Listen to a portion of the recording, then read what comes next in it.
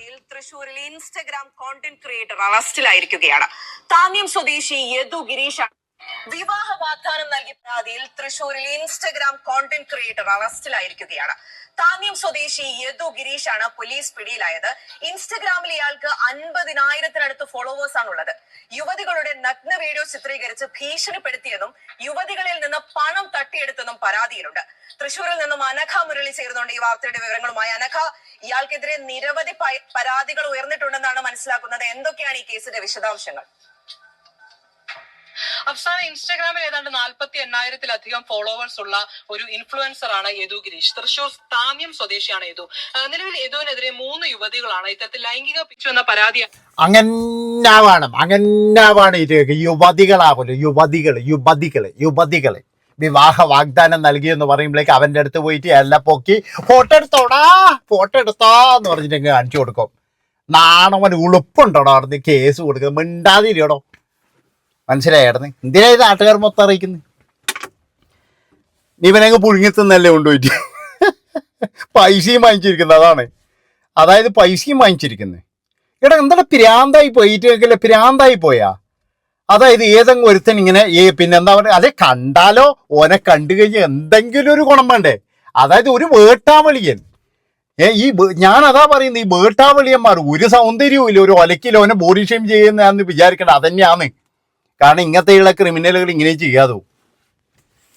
ഒരു ഇതുമില്ലാതെ ഒരുത്തനും കൊണ്ടുപോയിട്ട് ഒരുത്തൻ്റെ മുന്നിൽ കൊണ്ടുപോയിട്ട് ഓൻ വിവാഹ വാഗ്ദാനം നൽകിയപ്പോൾ എല്ലാം അങ്ങ് പൊക്കി. എന്നാ പിന്നെ എടുത്തോ മോനെ ഫോട്ടോ, എന്നാ പിന്നെ മൊബൈലായിട്ട് ഓണാക്കി ചെയ്തോ മോനെ, ദാ കയറിക്കോ കണ്ടോ, എല്ലാം അങ്ങ് ചെയ്തു കുറച്ച് എടുത്തിട്ട് ഇപ്പൊ 3 ആളെ കംപ്ലൈന്റ് ചെയ്തെന്ന് പറയുന്നത് ഞാൻ ഇന്നലെ ഒരു വാർത്തയിൽ കണ്ടതെന്താ വെച്ചാൽ ഇനിയും നിരവധി യുവതികൾ വരാൻ സാധ്യത.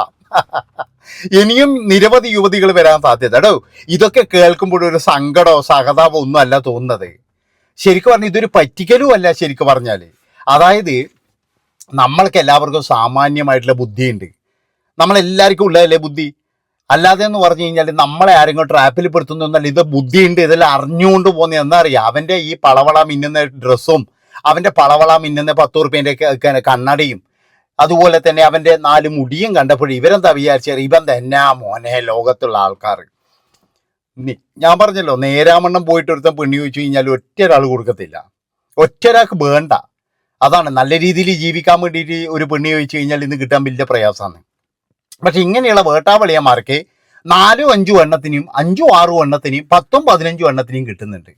ഇനി ചിലപ്പോഴും ഇതിൻ്റെ അകത്ത് പിന്നെ വേറൊരു രസം ഉണ്ടാവുക, ഇതിൻ്റെ അകത്ത് കല്യാണം കഴിഞ്ഞ് കുടുംബിനിയായിട്ട് നിൽക്കുന്നവരും ഉണ്ടാവും. അതാണ് ഇതിൻ്റെ ഏറ്റവും വലിയ രസം.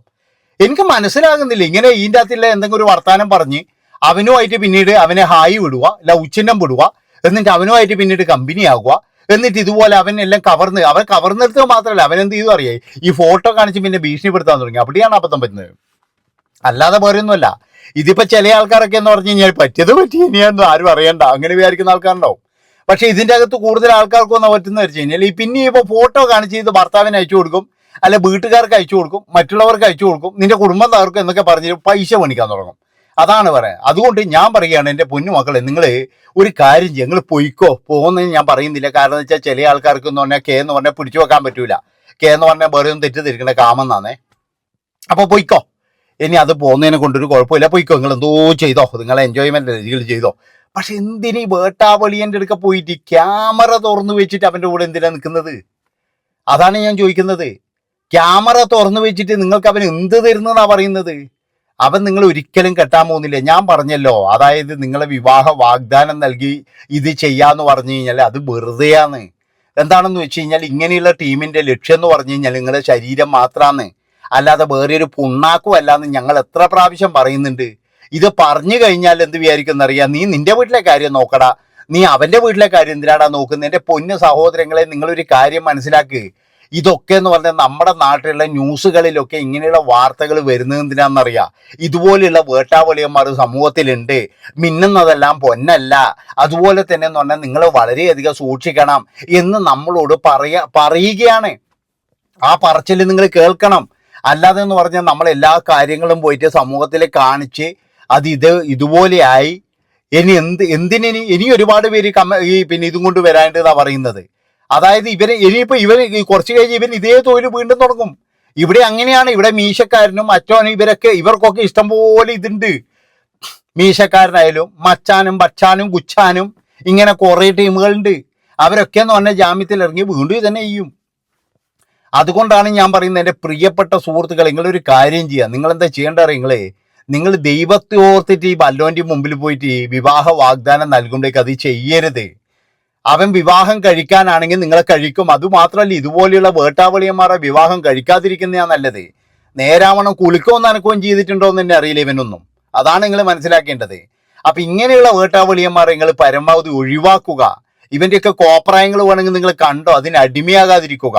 ഇപ്പൊ ചില ആൾക്കാർ അങ്ങനെയാണ്. ഇപ്പൊ പിലിപ്പച്ചായന് എന്തോ ഒരു ആൾക്കാരാണ്. പിലിപ്പച്ചായൻ എന്ന് പറഞ്ഞാൽ മുടിഞ്ഞ ആൾക്കാരാണ് ഫാൻസുകൾ. ഇപ്പോഴും അവരോട് പറഞ്ഞിട്ട് കാര്യമില്ല. അതാണ്, അതിനെപ്പറ്റി ഒരു വീഡിയോ വേറെ എടുക്കുന്നുണ്ട്. അപ്പൊ അതുകൊണ്ട് ഞാൻ പറയുന്ന കാര്യം എന്താണെന്ന് വെച്ച് കഴിഞ്ഞാൽ, ദൈവത്തെ ഓർത്തിട്ട് നിങ്ങൾ ഇങ്ങനെയുള്ള പരിപാടികൾക്ക് പോവാതിരിക്കുക. അതായത് നിങ്ങളെല്ലാം ഇൻസ്റ്റഗ്രാമിലായാലും ഫേസ്ബുക്കിലായാലും ഇതിൻ്റെ അകത്തൊക്കെ ഹായും ഹൂയും ഇടുമ്പോഴേ വളരെയധികം സൂക്ഷിക്കുക.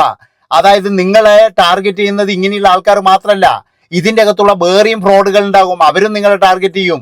നിങ്ങൾ ഒരു ലവ് ചിഹ്നം ഇടുമ്പോൾ ഇവളെ കിട്ടുക, എന്നാ പിന്നെ ഒരു കാര്യം ഒരു ലവ് ഓൾക്കും വിട്ടു കൊടുക്കുക. പിന്നെ അവർ തമ്മിൽ കമ്പനിയാകും, അവർ തമ്മിൽ ഇതാകും, അവർ തമ്മിൽ പിടിവലിയാകും. അവർ തമ്മിൽ പിടിവലിയാകുന്നത് പിന്നെ ഇതിൻ്റെ അകത്ത് പകർത്തും, ഇത് ഭർത്താവിന് അയച്ചു കൊടുക്കും. നിങ്ങൾക്കറിയാം, നിരവധി ആൾക്കാരുടെ ജീവിതം തകർന്നുകൊണ്ടിരിക്കുകയാണ്. അതായത് ഈ സോഷ്യൽ മീഡിയയിൽ എന്താണെന്ന് വെച്ചാൽ, സോഷ്യൽ മീഡിയ പരിചയത്തിന്റെ മുകളിൽ പോയിട്ട് എവിടെയെങ്കിലും പോയിട്ട് എന്തെങ്കിലും പൊക്കി കാണിച്ചു കൊടുക്കും. അത് കഴിഞ്ഞിട്ട് ഇവൻ അങ്ങ് ഭീഷണിപ്പെടുത്തും. ചിലപ്പോൾ അവരെന്ന് പറഞ്ഞാൽ ജീവൻ വരെ കൊടുക്കും അവിടുന്ന്.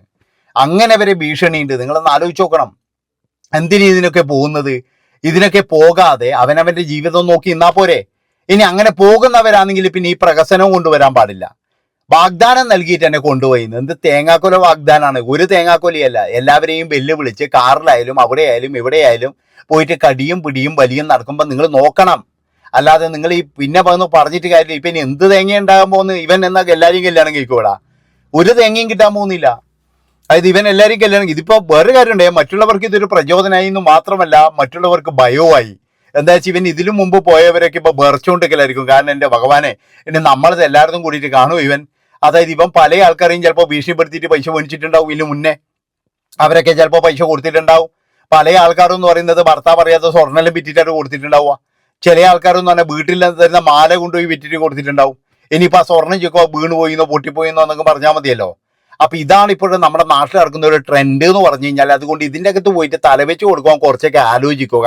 ഇങ്ങനെയുള്ള വേട്ടാവളിയന്മാർ നിങ്ങളുടെ ജീവിതവും കൊണ്ടേ പോകത്തുള്ളൂ. അല്ലാണ്ട് നിങ്ങൾക്ക് ഒരു സ്വൈര്യവും ഒരു സുഖവും തരത്തിലേവന്മാർ.